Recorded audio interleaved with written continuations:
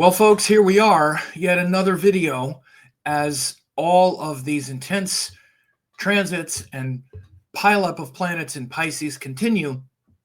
We got to talk about Venus retrograde. I haven't really even done a dedicated Venus retrograde video in all of this. I've alluded to it, but what is Venus retrograde?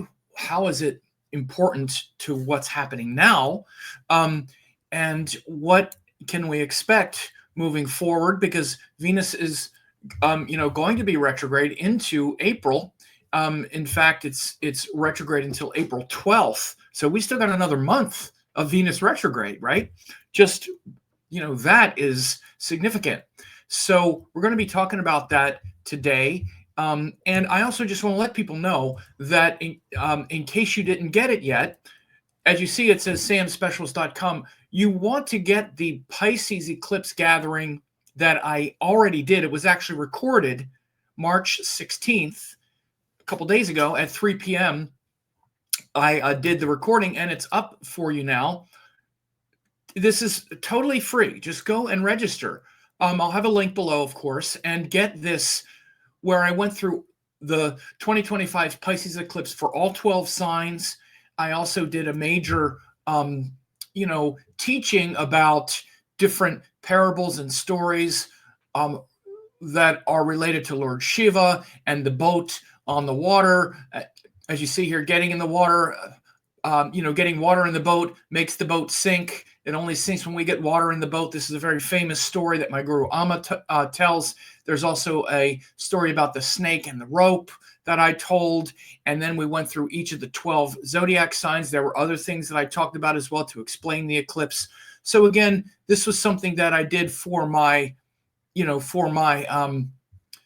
for anyone who registers. It's free now. The recording is up, and again, it was about 90 minutes. So it's a full-on teaching for this eclipse. So again, these are very important times that we're in right now, and so all you need to do is go there, you register here, and then you can watch this 90-minute gathering. So again, today we're going to be talking about Venus retrograde cycle and what we can expect. And very powerful time for, as it says, delivering cosmic love internally, but also externally. So we're going to be talking about these things as well. And again, make sure to subscribe and get notified if you like this video, and join the channel. Share it with others. Leave a comment if you also like this. It's very helpful. So retrograde planets, when they're retrograde, they're closer to the Earth. So when you look up in the sky, Venus is still visible in the night sky, very bright in the night sky. And when it's retrograde like that, it's closer to the Earth. But its apparent motion is backward. So it appears to be moving backwards. Of course, it's not really moving backward. They keep circling the sun because the planet's motion is independent of the Earth. They're all orbiting the sun. We're all orbiting the sun. But we're orbiting them at different speeds, and we are seeing it all from where we're standing on Earth. So when planets when our orbits get closer to their orbits, they appear to move backward based on the relative speed and where we're seeing the object. So a good way to understand retrograde in this context is, let's say that you're in a car that's driving 50 miles an hour down the highway. You're moving 50 miles an hour, but then there's a car next to you that's only moving 45 miles an hour. Well, you're going to pass that car, and that car is going to appear to be moving backwards as you go past it.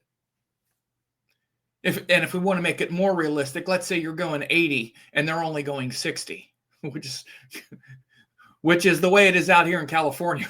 We drive fast out here, long distance, long straight roads, particularly when you start going east. So you're going 80, and some lunatic is only going 65. So you drive by them, you flip them the bird, and they appear to be moving backwards. No, you don't do that. But that car is still moving 65 miles an hour forward. But because you're going 80, it appears to be moving backwards as you pass it. Now, again, it's a very good analogy because let's say that you and that person are going to the same place and you have to check into a hotel. You are going to get there first and you're going to then have to be waiting for them. And not only that, but you're going to keep checking back and looking at them to see, where are they? And you might even just think it's easier to slow down and just kind of get there at the same time because you're not going to be able to check in until they do. So what's the point of going so fast? So just the fact that let's say your karma is tied with the people in that other car, it's going to make you slow down. It's going to make you pay attention to what they're doing. And whatever is happening, that sort of idea is going to be prevalent. So think about the retrograde planet kind of similar, but it's an aspect of your consciousness that is moving slower than the rest of life. So for example, again, let's say we're in the car and the rest of our life, everything else is moving at this pace, but this one thing isn't keeping up. In fact, it's moving backwards. Then we're going to have to keep paying attention to it. So any planets that are retrograde in your natal chart, for example, act that way. They have that quality where you have to keep going back and looking at them, paying attention and kind of bringing them along. But that retrograde motion, again, forces you to pay attention to it and introspect and reflect on it. And in the sky, it's the same principle, right? So right now, everything is moving forward relative to our life on Earth, which is also moving forward. But Mercury and Venus are both moving backward. By the way, the nodes are always moving backward. So they're always supposed to be reflective forces. But Mercury and Venus right now are both moving backward. But if we talk about Venus, though, it's that function of consciousness that is related to making agreements, feeling good about the agreements we make. It's very easy to just make it out to be, romance. And of course, that's part of it, but we're not always in a relationship, and we don't always have partnerships that are even romantic. In fact, partnerships that are even beautiful or even fun or even good. Many times we have relationships and they're just difficult, right? For example. So instead of focusing on the relationship and we hear about Venus, beauty, happiness, and then we put relationships in, it's like, but relationships aren't always about beauty and happiness. We kind of long for that kind of thing. Instead of making it about that, make it about the real issue, which is the agreement. Because Venus is also about business agreements, partnerships. It's about two adults, two equals, making an agreement. Especially adults. Actually, it's even kids making an agreement, right? It's how well you can cooperate and whether or not after you cooperate, you're happy with the agreement that you made. Again, this is the big thing because happiness is the thing that's driving the Venus. And first we want to be happy making an agreement with a person because I like you. I think you're pretty. I think you're cool. Or you have something that I want, that I could benefit from, and I have something you want that you could benefit from, for example, like in a business agreement, then we're going to enter into an agreement. Let's say, for example, I have a house that I want to sell. You sell houses and you make money by helping me do the thing I want to do. Okay, now let's make an agreement. Mutual benefit. But it's driven by our desire to get something first. We always have to remember, no matter how much of a martyr we think we are, and this is typically what can happen with Venus, is this martyr complex. All I've done for you. We forget, all I've done for you because of what I wanted to get back.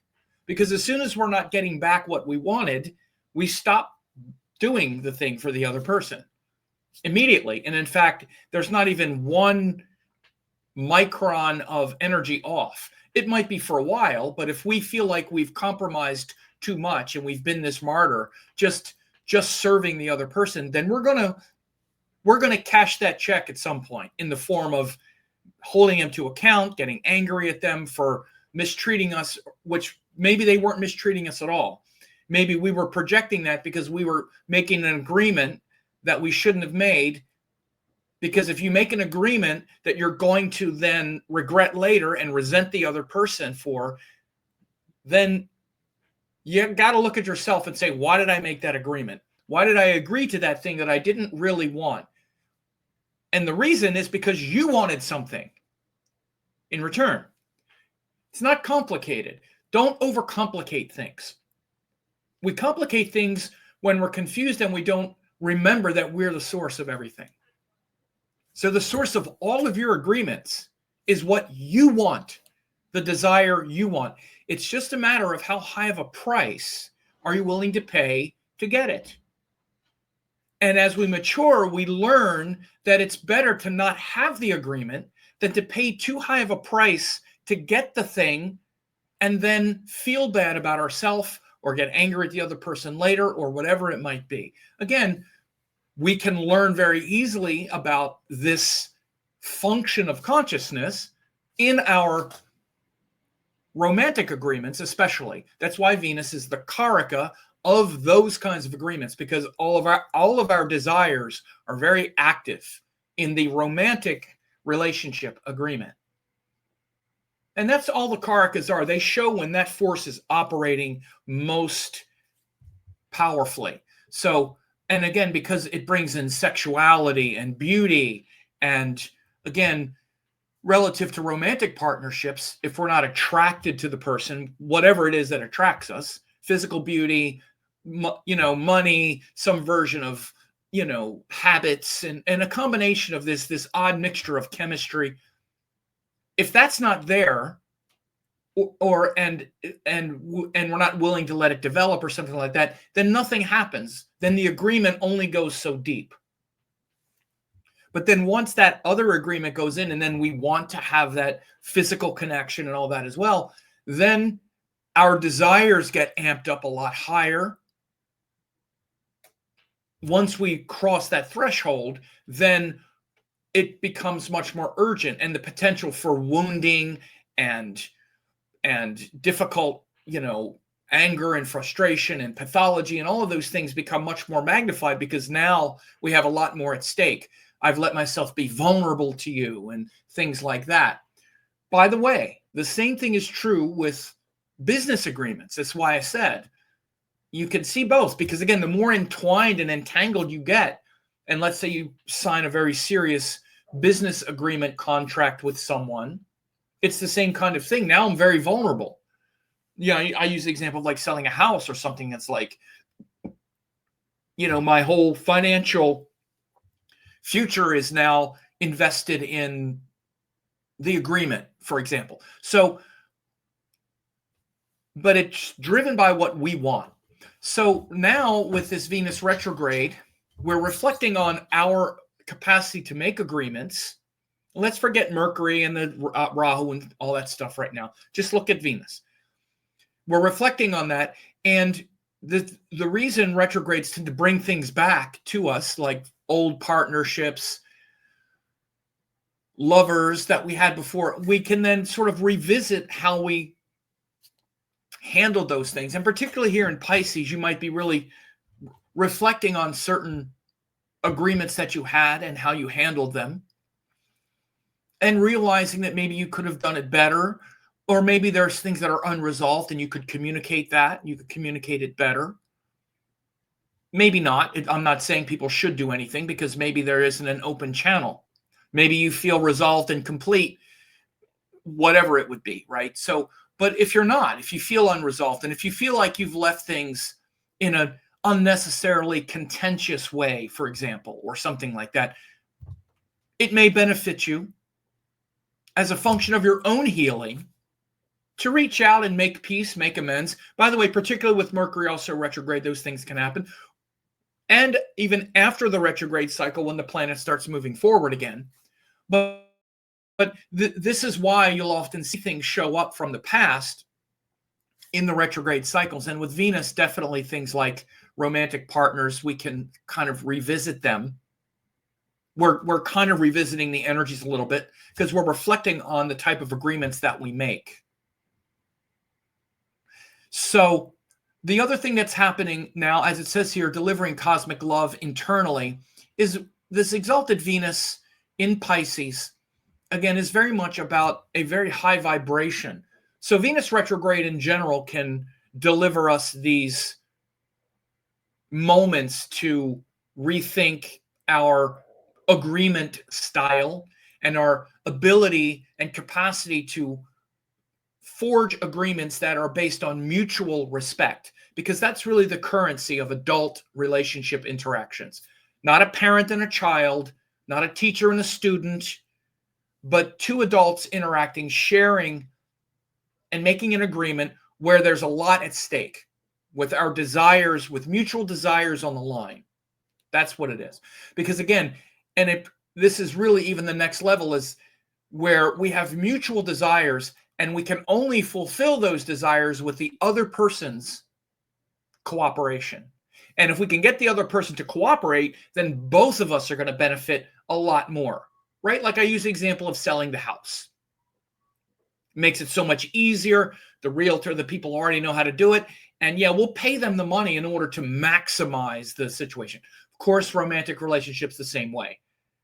I can enjoy life by myself, but if I can enjoy it with another person, particularly, again, around sexuality, sensuality, just the joy and happiness of relating and magnifying and seeing a person who I think is beautiful respond with beauty simply because they're interacting with me, right? There's nothing like it, right? Like a man seeing a woman who he finds beautiful. And not only does he find her beautiful, but then she responds to him and what he does and magnifies that beauty back at him. Like, you're making me so happy. What you're doing, it's so validating, right? This is why relationships are so compelling. Or like a woman who sees, like, that's the type of man that I want to make happy, that I want to be happy with. And then seeing it happen. It's almost like it doesn't double your happiness. It like quadruples it or something. It's almost like this is what I'm living for, which is also the big illusion of Venus. That's why in the planetary order, Venus gives us this illusion that one day I'll be happy. I'll meet that person, that soulmate, that twin flame, that I don't mean to poop on it, okay? But this is the illusion. One day I'll meet that person.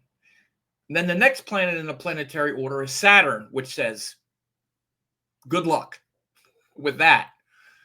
It doesn't mean we can't meet the person or people or whatever that's going to be like our inner soulmate partner. But if first of all, if we're looking for the person to be that thing, they're definitely not going to be, because we're going to project all of our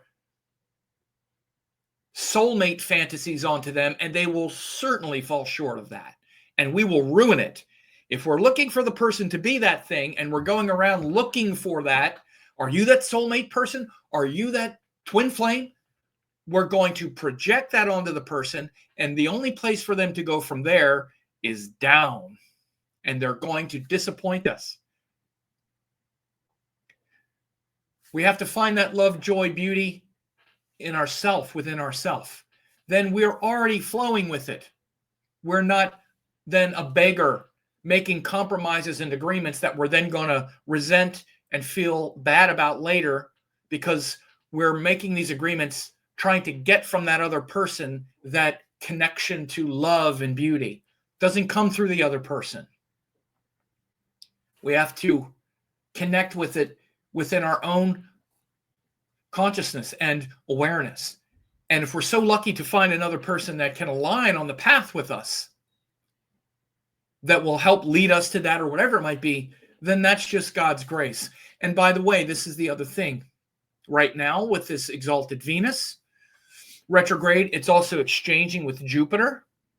So there's an enormous potential if you have a good relationship. Like if the things that connect you to another person, and the person that you're with, are sound and are healthy and are dharmic.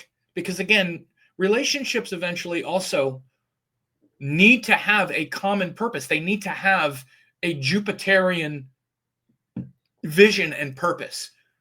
The easiest one to see is children. And people will stay in a relationship just because of the children, even if they don't get along very well. But as we get older, particularly, and we are trying to evolve spiritually, a relationship needs that common vision and purpose.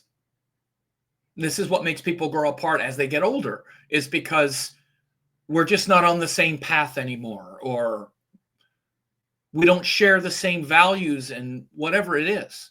Very hard to find, right? So, but people who have, especially if you've gotten a little older, or maybe you've just been with the person forever, and you share that same common purpose, philosophy, vision, which includes being spacious with the other person. It has to, because no healthy adult relationship, including business agreements and whatever, but we'll just stick with romantic ones, are going to last very long if there's not the capacity for the other person to grow. Leave room for you and I to grow. It's a great song by Rush called Entre Nous, Just Between Us. Just between us, I think it's time for us to realize the differences we sometimes fear to show. Just between us, I think it's time that we recognize, leave spaces in between, leave room for you and I to grow. Leave room for you and I to grow, and we can grow together. Or if there's no room, then the people aren't developing individually and the purpose gets out of whack. But people whose relationships are in sync authentically, now can be an amazing time where you absolutely realize this person is like this kind of soulmate being. So yes, I'm even saying, for those of you who have gotten used to mean old Sam and his pooping all over the soulmate twin flame idea, even mean old Sam is moved by the potential here. As I said, particularly if you're really in sync with another person, right now is definitely a time when you can recognize, but the reason you're recognizing this is because you're recognizing the thing I'm saying, because the vibration is very high right now between Venus and Jupiter, and you're realizing, wow, we actually really have this thing that is bonkers off the chart, and it's going to redound to things like we share the same spiritual practices, the same teachers, the same philosophy of life, and we've been through stuff, and we know it's not going to be flowers and sunshine, and but we know we're on this path. We can leave room for each person to grow. We're not under some delusion, and we're not going to wake up tomorrow disappointed because the other person, isn't Prince Charming or whatever. And you've gotten to a point of being real, then this Venus-Jupiter exchange could really catapult your connection into the next level. So those of you who are having very dharmic relationships right now, this could be a great time for you to really take them to the next level. You may feel it naturally, and it's going to keep going until like May 15th, this exchange. And while this Venus is retrograde, there's probably now a lot of reflection around these things, whichever part of the relationship cycle you're in. If you're not in a relationship like I'm not now, there can actually be quite a bit of contentment either way, and realizing and recognizing your deeper connection, particularly if you have spiritual practice. It could be a very beautiful time. And particularly if Venus is not a hard energy for you, if you feel very clean around your Venus energy, around your agreements, which I do. It's a dharmic planet for me. It's very easy energy for me. I don't feel it. I don't struggle with it. It's not hard for me to like have a disagreement with someone and then still find space and still be accommodating and recognize. I don't have to turn things into a war, into a battle. There are people who do, like they can't have even like a breakup or a separation without it being a war and a battle and viciousness and things like that. I'm not like that. And if people are, I feel sad that it happens, but I don't take it on. I never have. It's sad to me because I'd still like to have the kindness and the connection, but if it can't happen, then it can't happen. It's not my burden to carry. And so again, this is also part of the letting go and the shedding of the Pisces energy, right? And Venus exalted in Pisces also has that thing because again, with Venus, we want people to like us. We want to have the connection. We want to be kind and have people be kind to us. And it can really hurt when they're not. It can. But this is another thing to recognize with the Venus retrograde cycle right now and part of the letting go process. And again, nothing is forever, but if you struggle with Venus energy and particularly like that part of it, where every situation where someone doesn't like you and they've been mean to you, and I say this, in a very neutral way, but like where you've tried to like be diplomatic, okay? Because this is Venus. And no matter what, they refuse to even try. They're going to pick out the points of contention, and then use them to bludgeon you and make the case that you're the piece of garbage that they're determined to make you out to be. Again, there's people, you just can't do anything about it. And if that's what they're determined to do, it's very hurtful. But again, now with this Venus retrograde is a time where you can maybe be very much gifted with that capacity to be like, I recognize this and it's not what I wanted and it's painful to some extent, but I have other things to do. There's too much beauty in life to be stuck in that kind of counterfeit agreement. It's not even an agreement. The other person has issues and you can't do anything about it. It doesn't mean you have to hate them back or that you have to, do anything. It's for yourself, though. It's your own connection to beauty, love, joy, happiness. And it's sad that they can't do that, but it's not that sad. It's also like, well, okay. There's too much else to do, especially in this world now. It's enough for us all to be on an uplifting spiritual note, to just wantonly take on others' negative energy.